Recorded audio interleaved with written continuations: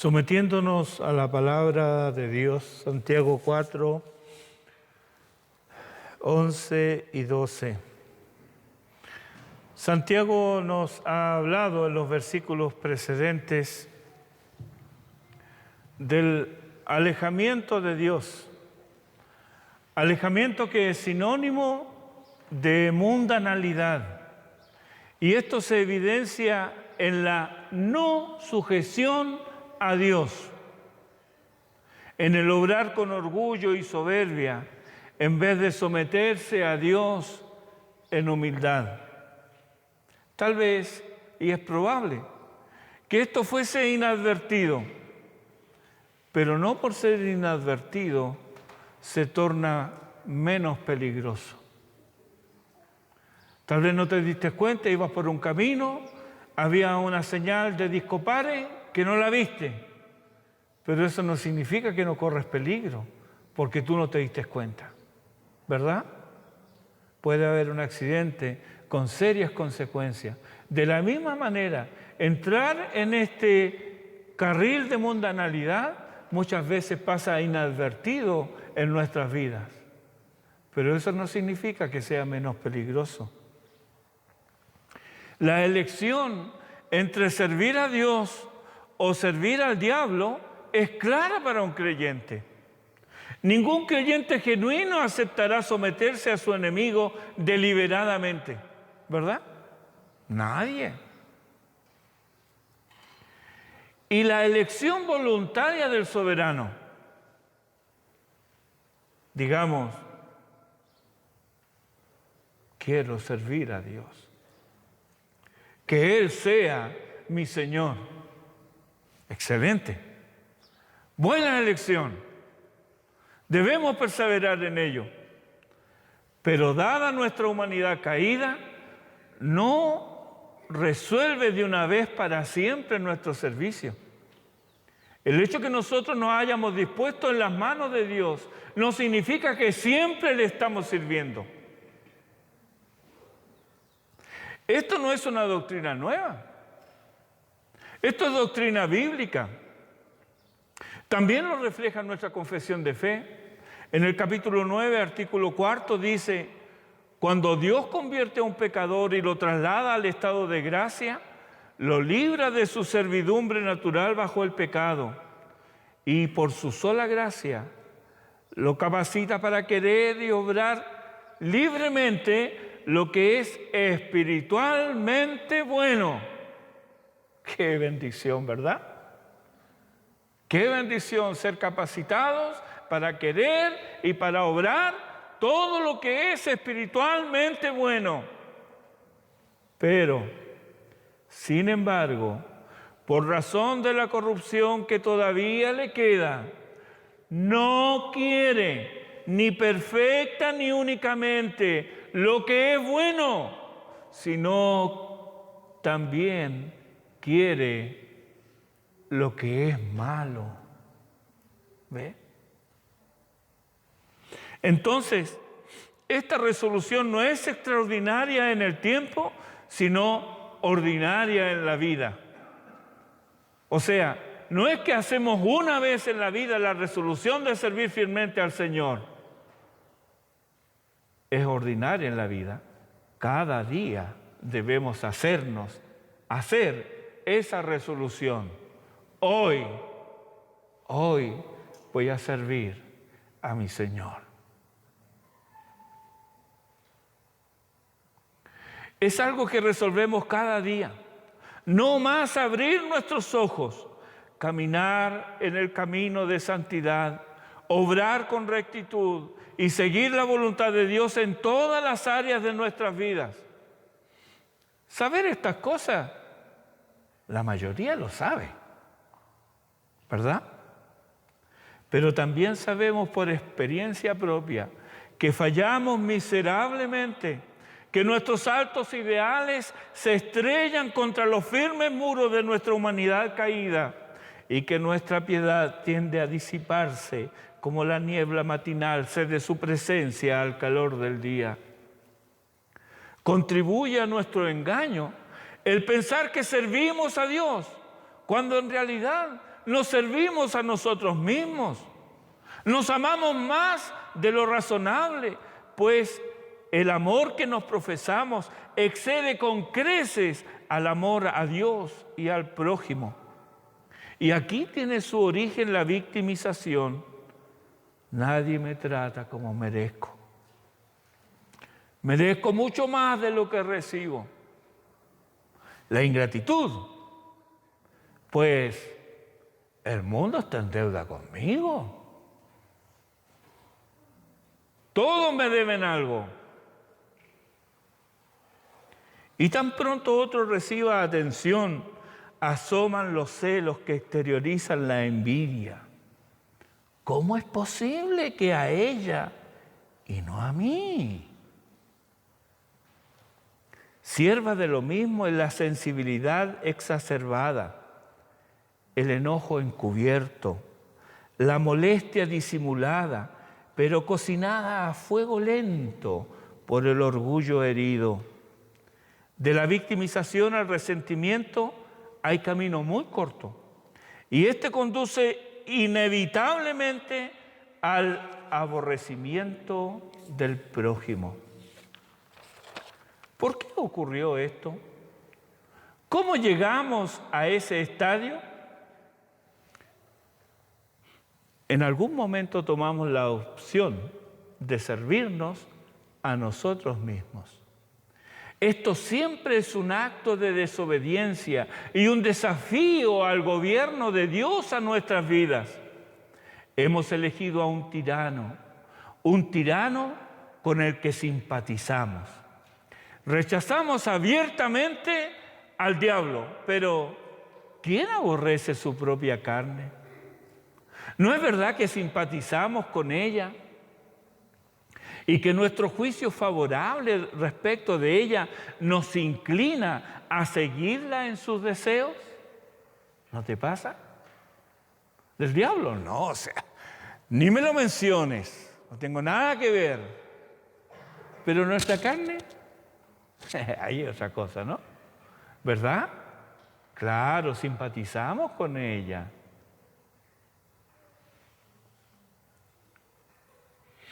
No nos hemos dado cuenta, pero hemos cedido el control de nuestras vidas, el control de nuestras emociones, el control de nuestro intelecto, el control de nuestra voluntad al peor tirano de carne y hueso, yo mismo. Si esto es así, ¿influirá esto en el trato con mi hermano? El apóstol Juan, respecto del afecto a nuestro hermano, nos pone, por decirlo de algún modo, la prueba de la blancura. En 1 de Juan, capítulo 4, versículo 20-21, dice: si alguno dice, es un condicional, es un supuesto que está hablando Juan, ¿verdad? Si alguno dice, yo amo a Dios, ¿quién oserá decir lo contrario? Y aborrece a su hermano,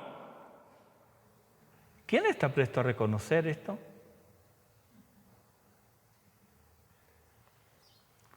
¿Y qué dice Juan? Es mentiroso. A pesar de que se nos disparan las alarmas aquí, esto dura poco, pues estamos seguros de no aborrecer a ningún hermano. Eso, mire, póngale la firma. Yo no aborrezco a nadie. Claro, eso si consideramos aquí solo algunos de los significados que tiene esta palabra. La palabra en el original significa aborrecer, odiar, detestar. Aparece 5 veces en 1 de Juan. En 4 tiene que ver con la acción de aborrecer, está dirigida a mi hermano. Y al parecer, estos significados están bien aplicados en el capítulo 3, versículo 15, por ejemplo, donde dice que todo aquel que aborrece a su hermano es homicida. Calza el significado. Todo aquel que aborrece a su hermano es homicida. Pero la palabra original comprende un abanico de sentimientos y no solamente significa aborrecer, odiar, detestar, sino también significa amar menos. ¿Sí? Amar menos. ¿Cómo es esto? Amas menos cuando no caminas en la luz. Y eso se refleja en tu relación con tu hermano, según 1 Juan capítulo 2, los versículos 9 y 11. Amar menos es lo que te permite ser desconsiderado con tu hermano y a la vez afirmar que amas a Dios, según leímos recién en 1 Juan 4:20. Amar menos es lo que te permite juzgar a tu hermano. Esta licencia pecaminosa ocurre cuando murmuras de tu hermano. Versículo 11 de Santiago 4. Pues la murmuración infringe la ley. Sería nuestro segundo punto, el versículo 11b. Y con la murmuración usurpas el lugar que solo Dios tiene. Versículo 12. Tenemos entonces nuestros 3 puntos. El primero, la murmuración, versículo 11. Hermanos, no murmuréis los unos de los otros. Diversas traducciones modernas vierten el texto como: hermanos, no habléis mal los unos de los otros. Está bien, pero es solo uno de los significados de la palabra usada para murmuración. Murmuración no es solo hablar mal de alguien, también es criticarlo, insultarlo, calumniarlo, sin que el interesado esté presente para defenderse. El sustantivo de la misma palabra es muy conocido y se traduce normalmente por maledicencia. Lo encuentras en Efesios 4:31 y en 2 Corintios capítulo 12, versículo 20.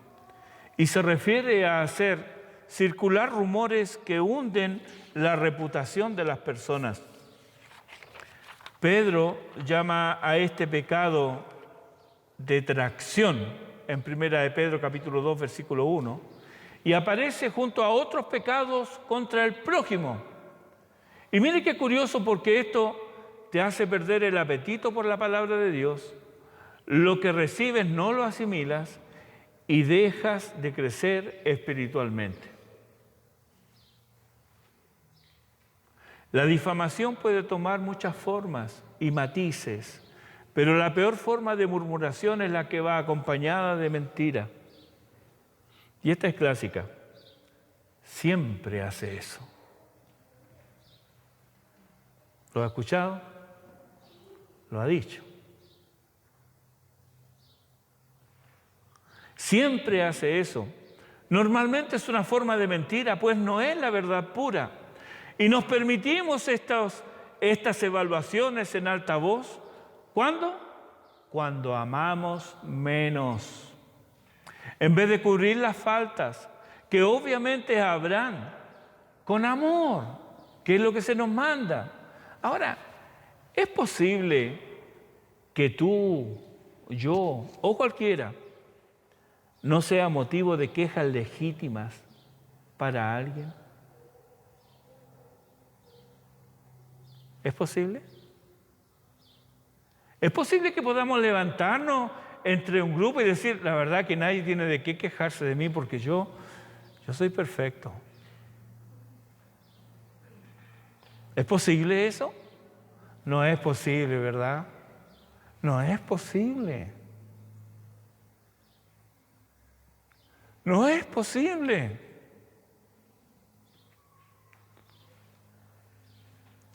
Por eso es que debemos cubrir las faltas que van a haber. Las debemos cubrir con amor. ¿Pero qué hacemos?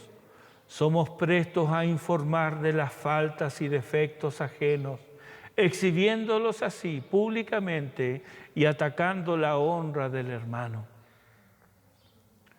¿Cuánto dista del comportamiento que se espera de nosotros? Primera de Pedro capítulo 4 versículo 8 dice: y ante todo, tened entre vosotros ferviente amor, porque el amor cubrirá multitud de pecados. Esto era lo que faltaba en la iglesia carnal de Corinto, según lo puedes ver ahí en 2 Corintios 12:20. Y también en la recomendación de Pablo a los filipenses para que hagan todo sin murmuraciones y contiendas, Filipenses 2:14. Y es el imperativo de Pedro en 1 de Pedro 4:9. Hospedaos, dice, los unos a los otros, sin murmuraciones. La murmuración nunca está sola. A menudo está acompañada de celos, de ambición egoísta, de confianza, de orgullo. Esto lo puedes ver ahí en 2 Corintios 2:20. Y es una manifestación del hombre de doble ánimo, de doble alma, que nos habla Santiago en el capítulo 4, en el versículo 8. Quien atesora todo esto, hermanos, en su corazón, ¿podrá tener ferviente amor? Si es creyente y murmura de su hermano, ¿no es señal que lo ama menos? Es decir, lo aborrece. Qué tristeza debe haber sido para Santiago saber que sus hermanos estaban activamente involucrados en esta actitud negativa. En lugar de edificarse mutuamente, los creyentes estaban embarcados en destruirse unos a otros. Eso es murmurar. Murmurar es destruir el prestigio de otros. Gálatas capítulo 5, versículos 14 y 15. Note la unión aquí. Porque toda la ley en esta sola palabra se cumple: amarás a tu prójimo como a ti mismo. Pero si os mordéis y os coméis unos a otros, mirad que también no os consumáis unos a otros. La murmuración puede acabar con una congregación. La murmuración trae la muerte a la casa de Dios. Pablo les recuerda a sus hermanos corintios, en donde pone al mismo nivel, miren los pecados que pone al mismo nivel de la murmuración. Pone la codicia, la idolatría, la fornicación, el tentar al Señor. En 1 Corintios capítulo 10, versículo 10 dice: ni murmuréis, como algunos de ellos murmuraron y perecieron por el destructor. ¿Qué tenía en mente Pablo específicamente respecto de la murmuración? Bueno, él recordó por lo menos 3 pasajes de la ley. Él recordó Éxodo 16, él recordó Números 11 y Números 16. Después usted puede leer y va a ver cuál es la sorpresita que se encuentra ahí respecto de la murmuración. Eso recordaba Pablo. Pablo no quería esas consecuencias para sus hermanos corintios. Por eso se apresura a escribirle en el versículo 11 del capítulo 10 de 1 Corintios: y estas cosas les acontecieron como ejemplo y están escritas para amonestarnos a nosotros, a quienes han alcanzado los fines de los siglos. La murmuración es algo normal y cotidiano en no creyentes.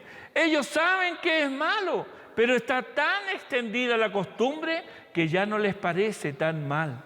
Es más, mucho de lo que llamamos noticias no es otra cosa que murmuración y conventilleo. La prensa audiovisual o escrita parece vivir de estos chimentos, y como creyentes en una sociedad maligna e impía, algo tiende a pegarse. Cuanto más tiempo pasas en una cloaca, más hueles a estiércol. Cuanto más frecuentas a incrédulos, como no sea para hablarles de Cristo, más se te pegarán estas nefastas costumbres.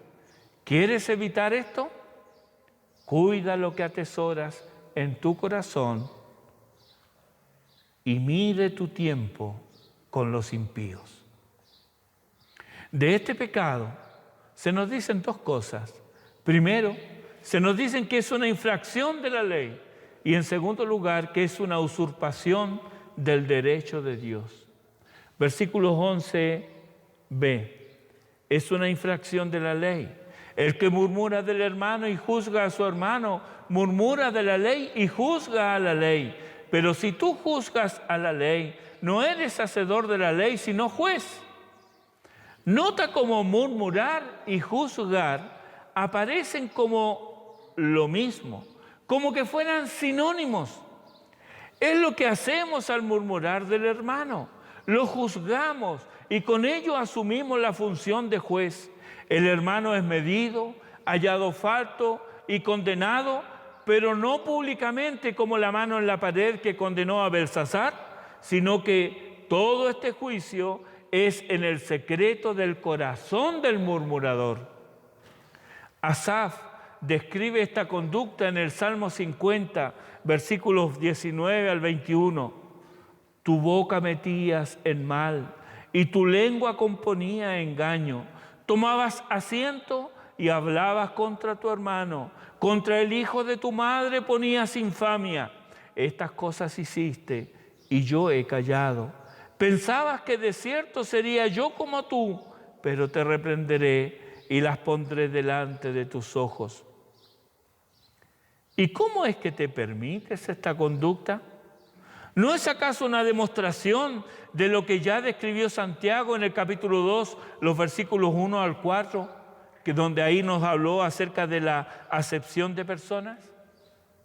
Bueno, alguien podrá argumentar, no lo odio, y seguramente es así, pero ¿no significa esto que lo amas menos?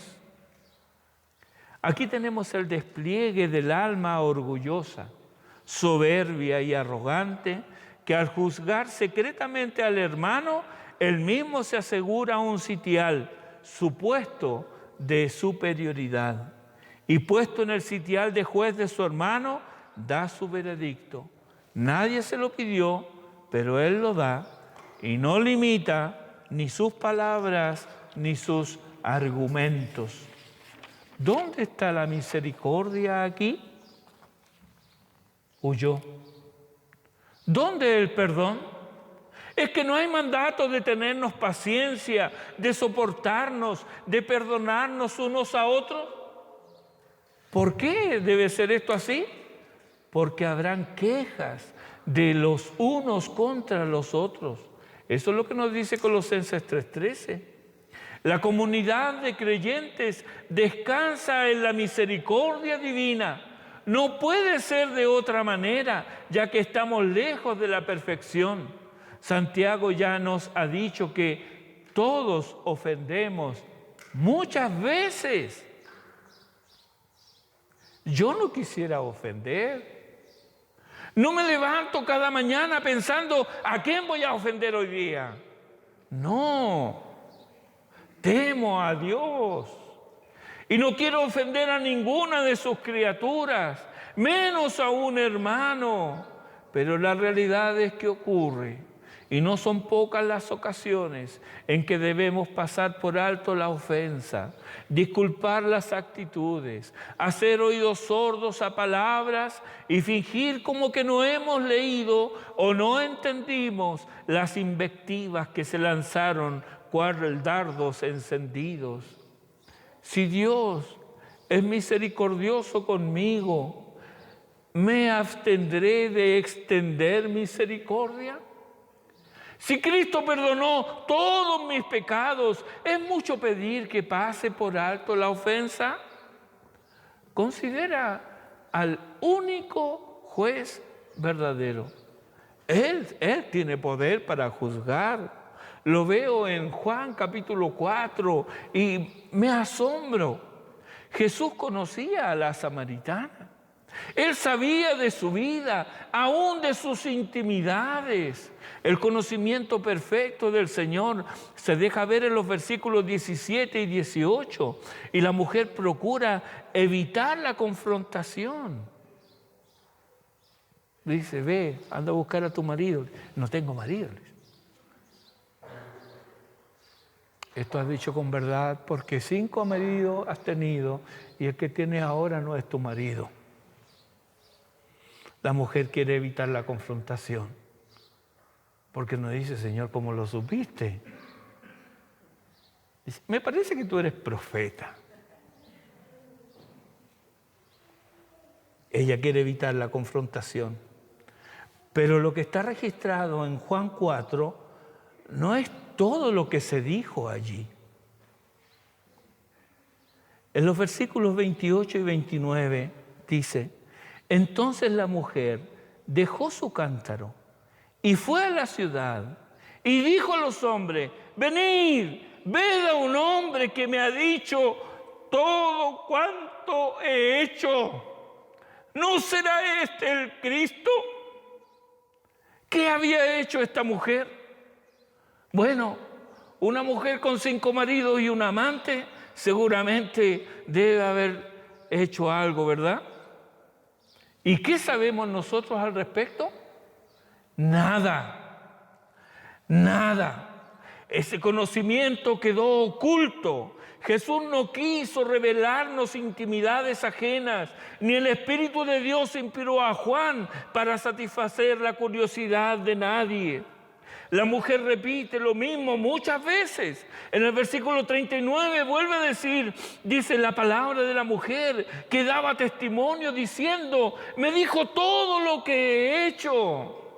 Sí, Él conoce todo de mi vida y sin duda hay mucho de miserable y nauseabundo, pero Él no lo divulga, más bien Él perdona y olvida. Mateo 7, 18 y 19, Miqueas, capítulo 7, versículos 18 y 19, dice el profeta, ¿qué Dios como tú, que perdona la maldad y olvida el pecado del remanente de su heredad? No retuvo para siempre su enojo, porque se deleita en misericordia. Él volverá a tener misericordia de nosotros, sepultará nuestras iniquidades y echará en lo profundo del mar todos nuestros pecados. Ese es nuestro Dios. Él conoce más que nadie nuestras propias vidas. Pero al venir ante Él, Él no solo perdona, Él también olvida. Ser hacedor de la ley se contrapone a juzgar a la ley. ¿Por qué murmurar del hermano es murmurar de la ley? Porque la ley del amor me prohíbe hacer tal cosa. Levítico capítulo 19, versículo 16, claramente dice, no andarás chismeando entre tu pueblo. Si vas de aquí para allá esparciendo chismes, rumores y calumnias, ¿no haces el trabajo del diablo? Él es el acusador de los hermanos, nos dice Apocalipsis 12:10. Este pecado revela falta de amor. Sí, cuando caemos en esto, es porque amamos menos. Por otro lado, si hemos de descansar en la misericordia divina, es porque nos ponemos bajo la ley de Cristo, que nos manda amar a otros.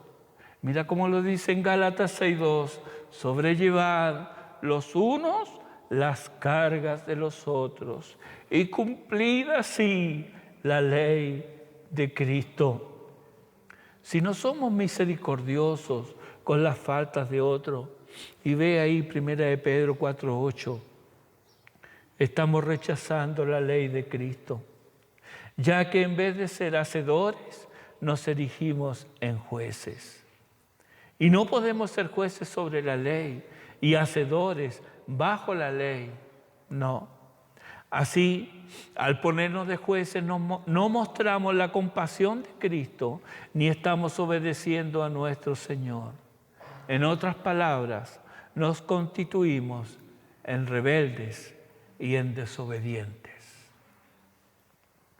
Por último, la murmuración es usurpación del derecho de Dios.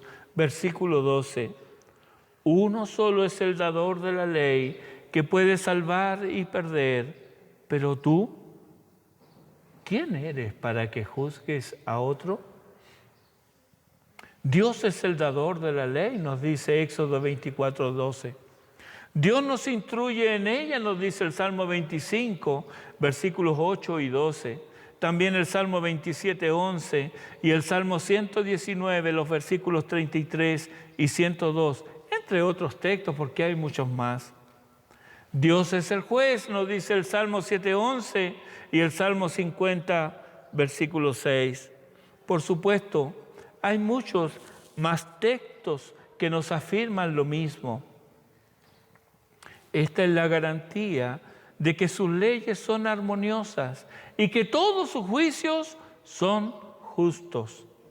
Por otro lado, la declaración de Santiago, cuando él pone que puede salvar y perder, nos recuerda a otras escrituras, como Deuteronomio capítulo 32, versículo 39, dice: ved ahora que yo soy, y no hay dioses conmigo. Yo hago morir y yo hago vivir. Yo hiero y yo sano, y no hay quien pueda librar de mi mano. Este es el Dios omnipotente, cuya silla pretendo usurpar cuando me erijo en juez de mi hermano. ¿No es esto un atrevimiento insolente y una pretensión necia? Pero tú, ¿quién eres para juzgar a otro? Cuando murmuramos del hermano, buscamos afirmarnos, destruyendo en secreto al otro, hablando mal de él. Se nos pide una respuesta de amor, ¿y qué es lo que damos? Una crítica lacerante. Tú, pregunta Santiago, sí, tú, ¿quién te crees? ¿Acaso no estás formado de la misma masa de tu hermano? ¿Acaso no estás en condición de igualdad ante el trono de gracia? ¿Qué tienes que no hayas recibido? Tú, que debieras ser un hacedor de la ley, ¿quién te crees? Obviamente, hay formas lícitas de juicio. Se nos urge a hablar las exigencias de la palabra de Dios y del juicio divino que conlleva la desobediencia. Segunda Timoteo capítulo 4, versículo 2 dice que predique la palabra, que instes a tiempo y fuera de tiempo, redarguye, reprende, exhorta con toda paciencia y doctrina. En el segundo libro de Samuel, capítulo 12, versículo 7, Natán confronta a David, y luego de contarle una historia y ver cómo reacciona David, ¿verdad? El que hizo tal cosa es digno de muerte. Y Natán, tú eres ese hombre. Dios manda. La disciplina al interior de la congregación es parte integral del Evangelio, y para practicarse es necesario juzgar la conducta pecaminosa. Se hace necesaria la corrección de los unos a los otros, pero esto nada tiene que ver con murmurar del hermano, con manchar su reputación. Nada tiene que ver el mandato de juzgar el pecado con atribuirle al hermano los peores motivos, ventilando supuestas faltas y debilidades a los cuatro vientos. Esto es ser chismoso, esto es quebrantar la ley, esto es ponerse por sobre la ley y no sujetarse a la palabra de Dios. Esto no edifica, más bien destruye, pues destruye al chismoso, destruye al que le presta oídos y también al objeto del chisme. ¿Quedará quien así procede sin castigo? ¿No ejercerá venganza sobre el tal, el juez justo? En resumen, hermanos, la falta de amor a Dios, la falta de sujeción a su palabra nos conduce a amar menos, a faltar al amor a los hermanos. La ley toma al prójimo bajo su santa protección, cuando nos ordena que debemos amarlos como a nosotros mismos. Sin embargo, el que ataca solapadamente a su hermano mediante murmuraciones y maledicencias, se levanta por sobre la ley. No es un hacedor de la ley, no es un humilde observador de la ley de Dios. No, él toma la posición de un juez que no obedece, sino que sigue las reglas de su propio juicio entenebrecido. Dios es el único legislador y juez, y Él es celoso de su autoridad y de su gloria. Él no admite competencia. Por lo tanto, todo aquel que se erija por juez usurpa los derechos de Dios y se constituye en un impostor. Romanos capítulo 14, versículo 4. ¿Tú quién eres que juzgas al criado ajeno? Para su propio Señor está en pie o cae, pero estará firme, porque poderoso es el Señor para hacerle estar firme. Una palabra final aquí. Nadie admite de buenas a primeras que es mentiroso, tampoco chismoso.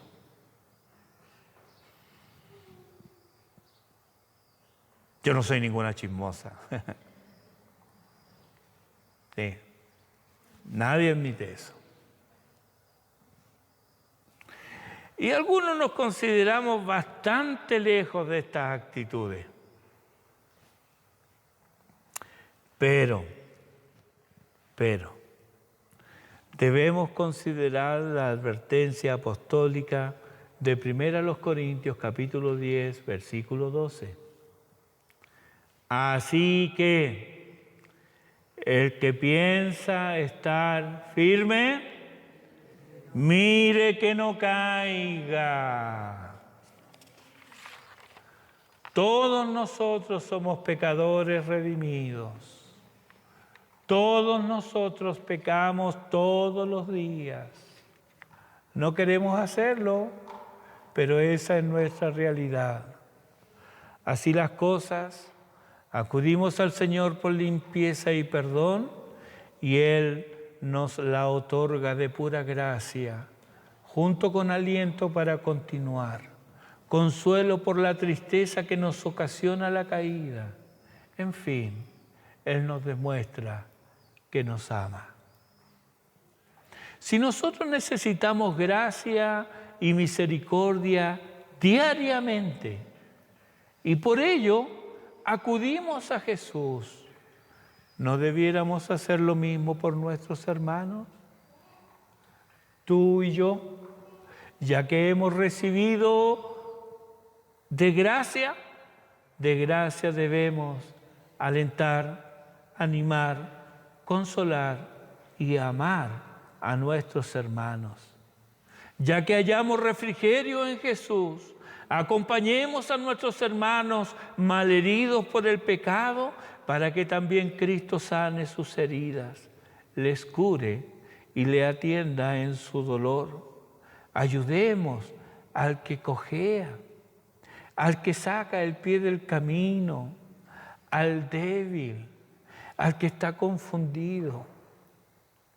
Hermanos, ¿cuánto nos alivió nuestras almas la palabra de Jesús? Yo soy, no temáis. Lo mismo necesitan oír nuestros hermanos. Ellos no necesitan tu crítica, ellos necesitan a Jesús. Y sí, contrario a lo que pensaba Caín, eres guarda de tu hermano. Solo así darás muestra de que realmente tú también te sujetas a la palabra de Dios y amas a tu hermano con amor ferviente. Hechos capítulo 10, versículo 38, dice: Dios ungió con el Espíritu Santo a Jesús de Nazaret, y como éste anduvo haciendo bienes y sanando a todos los oprimidos por el diablo, porque Dios estaba con él. Este es el ministerio de Jesús. Pero mira lo que pone Juan en su primera epístola, capítulo 2, versículo 6. El que dice que permanece en Él debe andar como Él anduvo. Él anduvo haciendo bienes. Él podía juzgar y su juicio siempre, siempre, siempre era verdadero. Pero eligió pasar por alto muchas cosas. Nada conocemos de la mujer samaritana. Nada más conocimos de la mujer sorprendida en adulterio. Ningún entuerto conocimos de Zaqueo.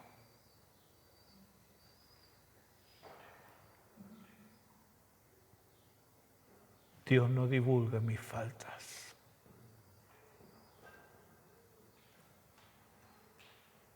Satanás sí lo hace. ¿Eres guarda de tu hermano? ¿Estás cuidando su honra por amor a Cristo?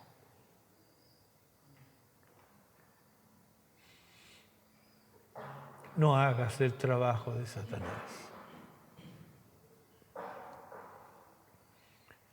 Cubre la ofensa con amor. Dios tenga misericordia de nosotros y nos bendiga. Haga resplandecer su rostro sobre nosotros, para que sea conocido en la tierra su camino y en todas las naciones la salvación del Señor. Oremos.